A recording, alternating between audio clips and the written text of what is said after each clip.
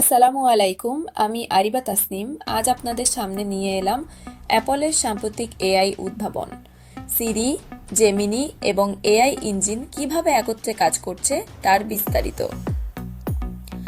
Apple intelligence, যা অ্যাপলের নিজস্ব AI sweet iOS 18, iPadOS 18 এবং ম্যাকওএস সিকোয়াতে অন্তর্ভুক্ত করা হয়েছে। ওটি, টেক্সট, ইমেজ এবার সিরির কথা বললে অ্যাপল নতুন করে এটিকে উন্নয়নের পথে এগিয়ে নিতে চাইছে।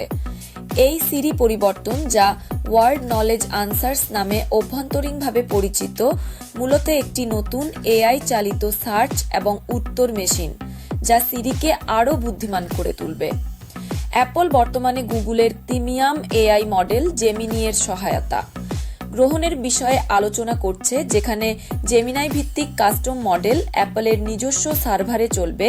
এটি সিরিকে ওয়েব থেকে তথ্য সংগ্রহ, সারাংশ তৈরি, ছবি, ভিডিও সহ উত্তর প্রদান করার সঙ্গে আরও বেশি প্রসঙ্গ সচেতন।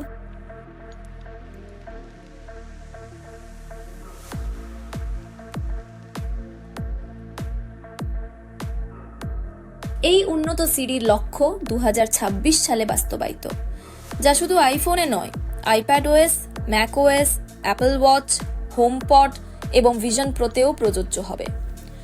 এর মধ্যে অ্যাপলের দৃষ্টিকোণ থেকে একটি প্রধান উদ্বেগ ছিল সিরি এর নির্ভরযোগ্যতা।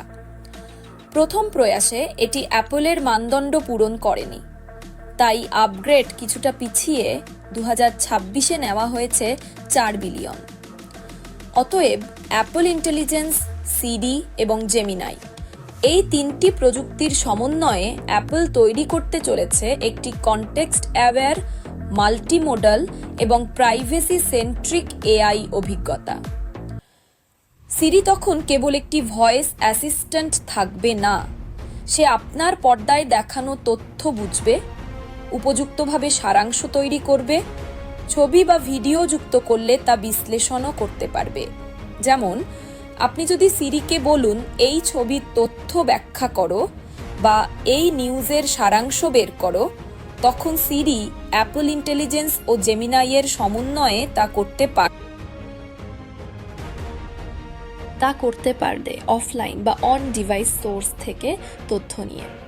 সারসংক্ষেপে বলা যায়, অ্যাপল ইন্টেলিজেন্সের দক্ষ লেখা ও চিত্র ক্ষমতা সিরিকে স্মার্ট অ্যাসিস্ট্যান্সে রূপান্তর করছে।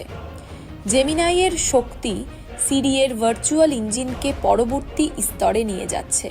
আর সবকিছুই হয়েছে অ্যাপলের নিজস্ব প্রাইভেসি ফার্স্ট ইনফ্রাস্ট্রাকচারে।